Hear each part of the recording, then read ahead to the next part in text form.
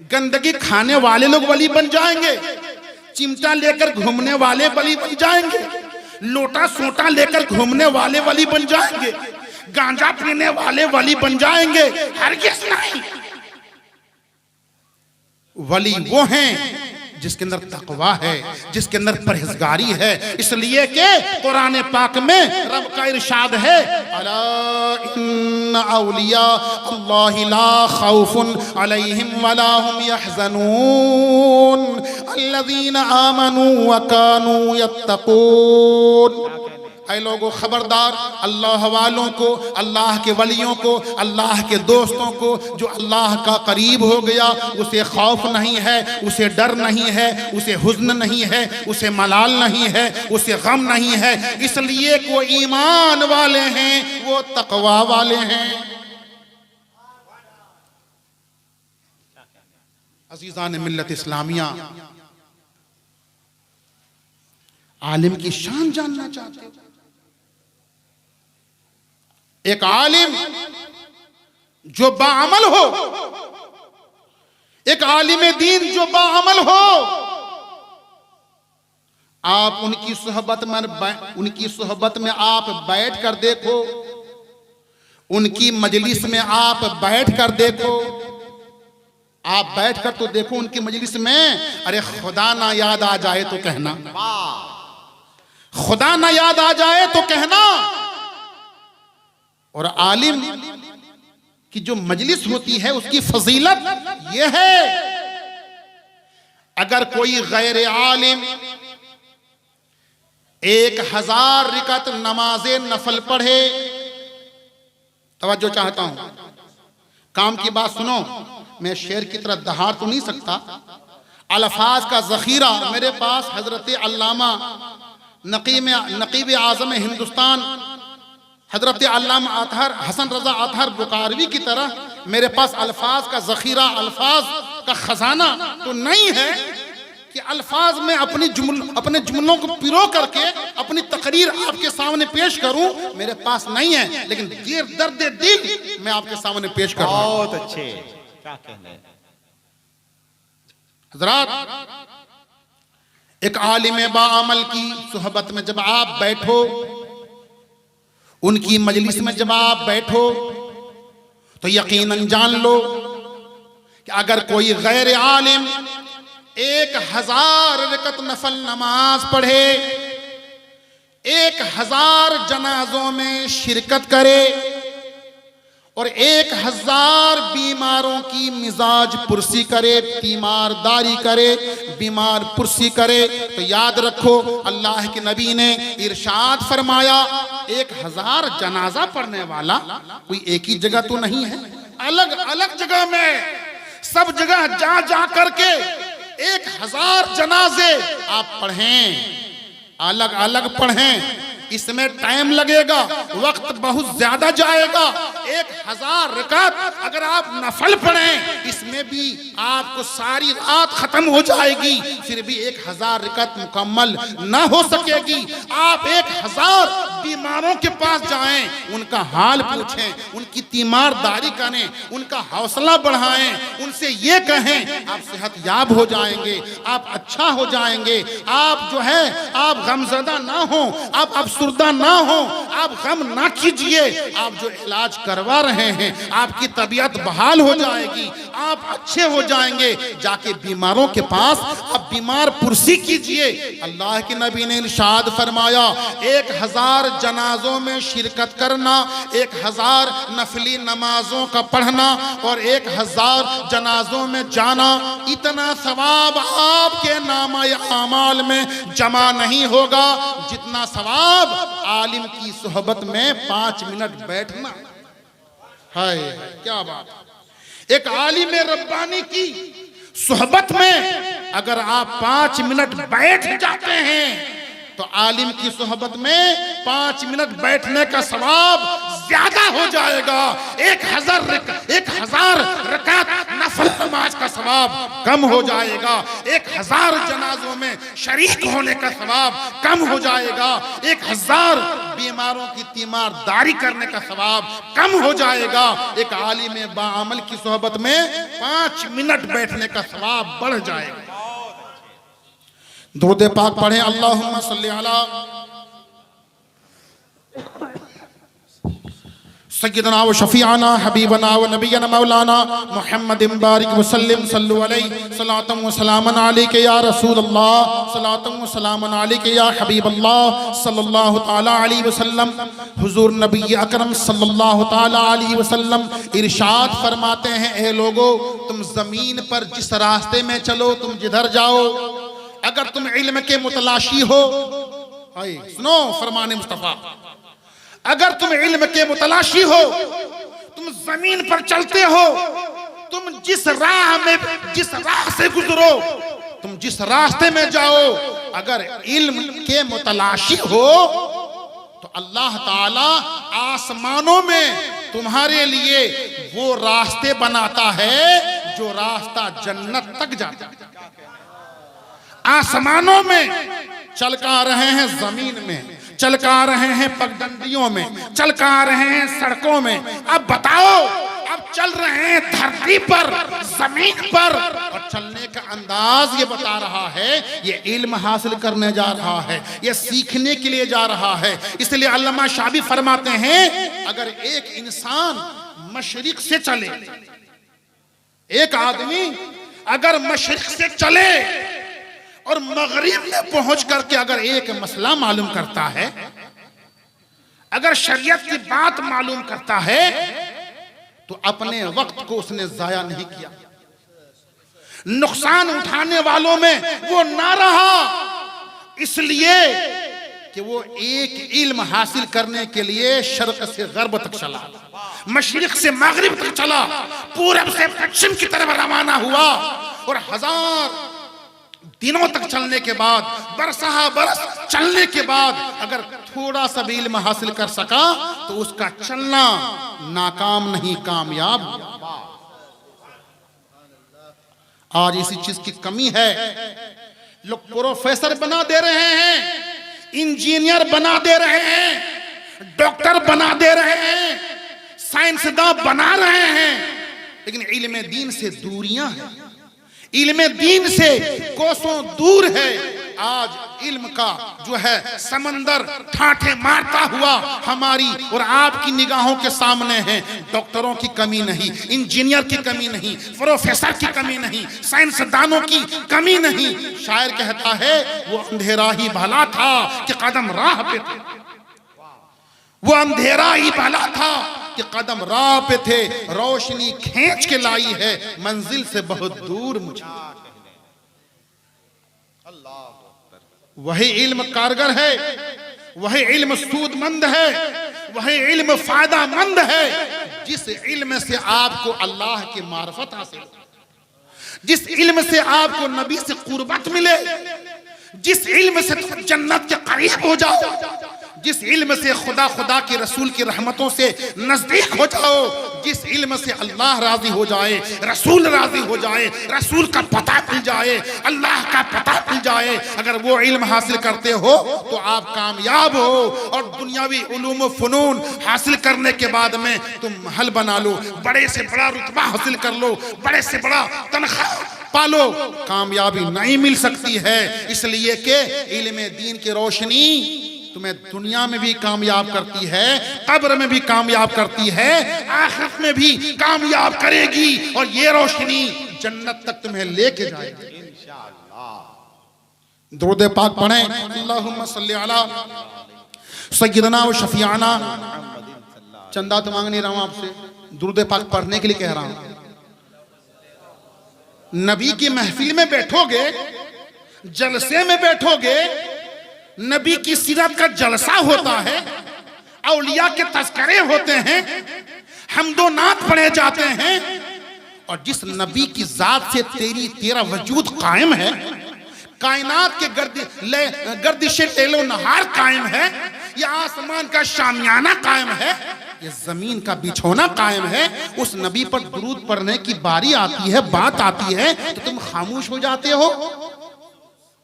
अफसोस सद अफसोस, जब नबी पर दुरूद पढ़ने की बात आए तो वालिहाना अंदाज में झूम करके अकीदत के साथ दुरूद पढ़ा करो। अरे तुम नहीं पढ़ते हो तो क्या हुआ, अल्लाह के हर फरिश्ते पढ़ते हैं, खुद खुदा पढ़ता है और खुदा की कुल मखलूकात पढ़ती है, तो तुम अशरफुल मखलूकात काहे का? फिर अशरफुल मखलूकात तुम किस लिए हो? अजीज़ान मिल्लत इस्लामिया, इस जमीन पर जो उलमा आपको जा बजा नजर आते हैं ना, ये सारे उलमा अंबिया के वारिस हैं, ये नायबे अंबिया हैं। ये उलमा कोई जमीन, कोई जायदाद, कोई घर, कोई दुकान तरके में नहीं छोड़ता, बल्कि अंबिया जो हैं अब विरासत में उलूम छोड़ जाते हैं। आज जो उलमा किराम उस उलूम को हासिल करते हैं, इसी हासिल करने के बिना पर उलमा अंबिया के वारिस कहलाते हैं। हजरात मोहतरम, आला हजरत इमाम अहमद रजा खान फाजिल बरेलवी के वालिद साहब हजरत अल्लामा नकी अली खान अपनी एक किताब में लिखते हैं, एक इंसान को बड़ी सख्त जरूरत हुई कि वो बादशाह के पास जाए और जाकर उनसे ये कहे कि बादशाह सलामत, हमें ऐसा कुछ काम दे दो जिस बिना पर हम अपने रोजी रोटी का सामान कर सकें। बादशाह के पास पहुंचा, तवज्जो से सुनना, आला हजरत के वालिद साहब अपनी किताब में खुद लिखते हैं, वो बादशाह के दरबार में पहुंचा, काम मांगा। बादशाह ने उनसे सवाल किया, पूछा, अच्छा बताओ तुम पढ़े लिखे हो, कोई तेरे अंदर काबिलियत है, तेरे अंदर शिक्षा है, तालीम है? वो सर हिला देता है, नहीं, मेरे अंदर में कोई इल्म नहीं है, मेरे अंदर कोई तालीम नहीं, कोई शिक्षा नहीं है। फिर बादशाह ने कहा कि तुम फिर मेरे किसी काम के नहीं हो, तुम मेरे दरबार में रह नहीं सकता, तुम्हारे लिए मेरे पास कोई काम नहीं है, लिहाजा तुम मेरे दरबार से निकल जाओ। उस इंसान को ऐसा महसूस हुआ कि बादशाह ने तमाम दरबारियों के सामने मुझे जलील कर दिया, मुझे रुस्वा कर दिया। फिर ये इंसान उस वक्त के बहुत बड़े आलिम रब्बानी से इल्म हासिल करना शुरू किया, इल्म हासिल करना शुरू किया। कई माहों साल गुजर गए, जब इल्म के दरिया में गोता जन हुआ और उलूम फनून में जब काबिल हो गया तो दूर दूर तक इसकी शोहरत हो गई। बादशाह को पता चला, उसको अपने दरबार में तलब किया। यह आलिम बादशाह के दरबार में पहुंचा, कुछ सवालात, कुछ मसाइल पर गुफ्तगू हुई। बादशाह ने जो जो सवाल किया, जो जो पूछा, उस आलिम दीन ने सही सही सारे सवालात के जवाबात इनायत फरमा दिए। बादशाह ने पहचान कर कहा, अब तुम इस काबिल हो गए हो कि तुम मेरे दरबार में रह सकते हो, इस काबिल तुम हो गए हो, तुम मेरे दरबार में रह सकते हो। अब आलिम का जवाब सुनो, माशाअल्लाह। आलिम ने कहा, ओ बादशाह, कल जब मैं पढ़ा लिखा न था तो तुम्हारे काबिल मैं न था, लेकिन नबी की अता से आज जब मैं आलिम हुआ तो याद रखो, कान खोल कर सुन लो, कल तक मैं तुम्हारे काबिल नहीं था, आज तुम मेरे काबिल नहीं। कल तक मैं तुम्हारे काबिल ना था, आज तुम मेरे काबिल नहीं। इस उम्मत के उलमा के बारे में जानना चाहते हो, इसकी शान क्या है? शबे मेराज में जब मालिक हफ्त आसमा, फखरे रसूला, सैयद इंसो जान हजरते मुहम्मदुर रसूलुल्लाह सल्लल्लाहु ताला अलैहि वसल्लम अपनी उम्मत के उलमा पर फख्र फरमाते हैं, तो मूसा अलैहिस्सलाम फरमाने लगे, ए अल्लाह के हबीब, आप अपनी उम्मत के किसी आलिम से हमारी मुलाकात तो करा दो। अल्लाह के नबी ने हजरत इमाम गजाली की रूह को आवाज दी। इमाम गजाली आलिम रूहानियत में तशरीफ लाए। मूसा अलैहिस्सलाम ने पूछा, बाबू क्या नाम है? बाबू क्या नाम है? इसने जवाब दिया, जी मेरा नाम ये है, मेरे अब्बू का नाम ये है, मेरे दादा का नाम ये है, मेरे परदादा का नाम ये है, मेरे नाना का नाम ये है। अपने खानदान वालों का, अपने अब्बू की तरफ से, अम्मी की तरफ से अपने नसब को गिनवाना शुरू किया, बताना शुरू किया। मूसा अलैहिस्सलाम आखिर तो जलाली नबी अब डांट कर फरमाते हैं, मैंने सिर्फ तुमको तुम्हारा नाम पूछा था, अपना नाम बता देते, बात खत्म हो गई। इतनी लंबी लिस्ट लाने की क्या जरूरत है? फहरिस्त बताने की क्या जरूरत है? पूरा नसबनामा बयान करने की क्या जरूरत है? मूसा अलैहिस्सलाम फरमाते हैं, वो अल्लाह के कलीम, ए अल्लाह के पैगंबर, ए साहिब तौरेत, जब अल्लाह ताला ने आपसे कभी पूछा था, या अलक़े असाका या मूसा, मूसा बताओ तुम्हारे हाथ में क्या है? ए मूसा बताओ तुम्हारे हाथ में क्या है? उसका जवाब क्या बनता है? ए अल्लाह मेरे हाथ में लाठी है। बात खत्म हो गई। ए अल्लाह मेरे हाथ में लाठी है, बात खत्म हो गई। लेकिन आपने बात खत्म नहीं की, आप बातों को तूल दे दिए। आपने फरमाया, ए अल्लाह ये मेरे हाथ में लाठी है, मैं इससे पत्तों को झाड़ा करता हूँ, मैं इससे बकरियों को चराया करता हूँ, मैं इससे टेक लगाया करता हूँ, मैं इससे जमीन को गाड़ देता हूँ, फलदार दरख्त हो जाया करता है, जब चाहता हूँ फल को तोड़कर खा लेता हूँ। ए अल्लाह जब इस लाठी को हम जमीन पर रखते हैं तो ये सांप बन जाती है, ये अजदहा बन जाया करती है, फिर मैं हाथ से पकड़ लेता हूँ, फिर ये लाठी हो जाती है। फिरौनी जो है, जादूगर जो है, जब हमको मेरे मुकाबले में जादूगर आते हैं तो उनके तमाम सांपों को मेरी ये लाठी सांप बन करके, अजदहा बन करके उनके तमाम सांपों को ये निगल जाया करता है। लिहाजा जब मैं जमीन पर मारता हूँ पत्थर के टुकड़े हो जाता है, जब मैं जमीन पे मारता हूँ 12 चश्मे उबल पड़ते हैं। लिहाजा ये अल्लाह इस लाठी से मैं ये काम करता हूँ, इस लाठी से मैं ये काम अंजाम देता हूँ, इस लाठी से मैं ये काम किया करता हूँ। तो ऐ मूसा बताओ, आपसे तो अल्लाह ताला ने सिर्फ इतना पूछा था, मूसा बताओ तुम्हारे हाथ में क्या है? जवाब सिर्फ है कि लाठी है, बात खत्म। लेकिन आपने बात खत्म नहीं की, आप बातों को बढ़ाते चले गए, आप खींचते चले गए, बातों को लंबी करते चले गए, वक्त को गुजारते चले गए। मूसा अलैहिस्सलाम फरमाते हैं, ऐ ग़ज़ाली, उस वक्त मैं अपने रब से कलाम कर रहा था, अपने रब से बात कर रहा था। रब से कलाम करने में, रब से गुफ्तगू करने में, रब से बात करने में मुझको सुरूर आ रहा था, मुझको मजा मिल रहा था। इसलिए मैं चाहता था जितनी देर हो सके बात करूं, जितनी देर हो सके बात खिंच जाए, जितनी देर हो सके बात लंबी हो जाए। इसलिए कि मैं अपने रब से बात कर रहा था, रब से कलाम करने में, रब से गुफ्तगू करने में मुझको सुरूर मिलता था, मुझको मजा आता था। इसलिए मैं बातों को तूल देना चाहता था, इसलिए मैंने इतनी बातों को लंबी कर दिया। मेरे दोस्त और बुजुर्गों, हजरत इमाम ग़ज़ाली फरमाते हैं, ए अल्लाह के पैगंबर, ए अल्लाह के जलील कद्र पैगंबर, ए साहिब तौरेत, ए साहिब किताब, ए अल्लाह के कलीम, उस वक्त आप रब से बात करते थे। रब से बात करने में आपको मजा आता था, आपको सुरूर आता था, आपको अच्छा लगता था। इसलिए आपने अपनी बातों को तूल दे दिया। मेरे पास तो इतनी ताकत नहीं है, मेरे पास तो इतना पावर नहीं है, हम तो इस शान के अभी नहीं हुए कि हम भी दूर पर जाकर के हम रब से बात कर सकें, हम रब से कलाम कर सकें। आज मौका मिला है उसके पैगंबर से बात करने का, आज मौका मिला है उसके नबी से बात करने का, आज मौका फरम हुआ है उसके रसूल से बात करने का, साहिब किताब से बात करने का, साहिब तौरेत से बात करने का।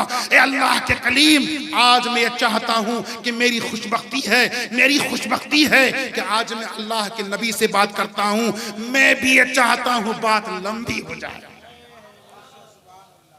हुजूर फरमाते हैं, ए ग़ज़ाली अदब करो, इसलिए कि ये पैगंबर हैं, इसलिए कि ये नबी हैं, ये अल्लाह के बरगुज़ीदा रसूल हैं, लिहाजा अदब करो। तो मेरे दोस्तों, यही वजह है कि हजरत मूसा भी तमन्ना करते नजर आ रहे हैं, हजरत ईसा भी तमन्ना करते हैं और दिगर अंबिया तमन्ना कर रहे हैं, ए अल्लाह काश मैं तेरे महबूब की उम्मत में होता, काश मैं तेरे महबूब की उम्मत में होता। ये अंबिया तमन्ना कर रहे हैं और तुम हुजूर नबी आखिर ज़मा की उम्मत में होने के लिए क्या तुम एहतजाज किया था, कहीं धरना दिया था, बताओ, कहीं दरखास्त दिया था, बताओ, नहीं ना। ये महज फजल खुदाबंदी है, ये महज करम मुस्तफवी है, ये अल्लाह की शान करीमी है कि अल्लाह ताला ने तमाम उम्मतों पर आपको फजीलत दी, तमाम उम्मतों पर आपको गवाह बनाया। यह है आपकी शान। दुरूद पाक पढ़ें। अल्लाहुम्मा सल्ली अला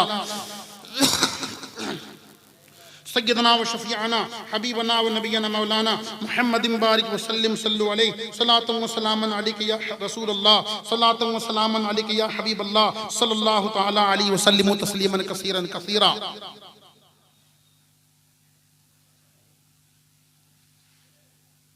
हज़रात, एक बुजुर्ग फरमाते हैं, मैं शहर गया, शहर अस्कलान, अब कुछ दिनों तक वहां कयाम किया, कुछ दिनों तक ठहरा। आज तो हर घर में हर गांव में मदरसे हैं, हर गांव में, हर शहर में मस्जिदें हैं, मस्जिदों में इमाम रखे जाते हैं, मदारिस में बहुत कामयाब उलमा होते हैं, असातिज़ा होते हैं।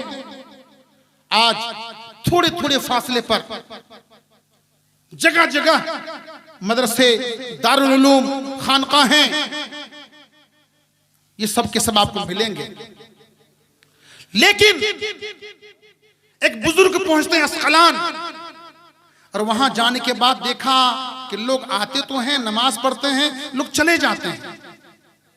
किसी ने तकवे की बात न पूछी, किसी ने कोई मसला दरियाफ्त नहीं किया, किसी ने नमाज के हवाले से, वुजू के हवाले से, पाकीज़गी के हवाले से, निजासत के हवाले से, कोई दीन के हवाले से किसी ने कोई बात की ही नहीं।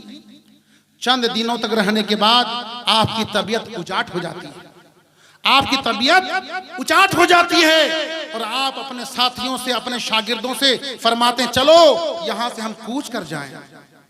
इसलिए कि यह शहर शहर नामुराद है, यहां के लोग इल्म दोस्त नहीं है, इल्म के मुतलाशी नहीं है, कुछ सीखना नहीं चाहते हैं। अब मैं हम आपसे पूछते हैं, बरुआ वालों, ए उड़ीसा वालों, जब आप इस तरह होंगे तो आप अपनी नस्ल में क्या मुंतकिल करेंगे, अपने बाल बच्चों को क्या सिखाएंगे। लिहाजा जुमे का जब दिन आता है, खुतबा शुरू होने के वक्त आप जुमा मस्जिद पहुंचते हैं। हजरत खामोशी क्यों छाई हुई है? बहुत अच्छी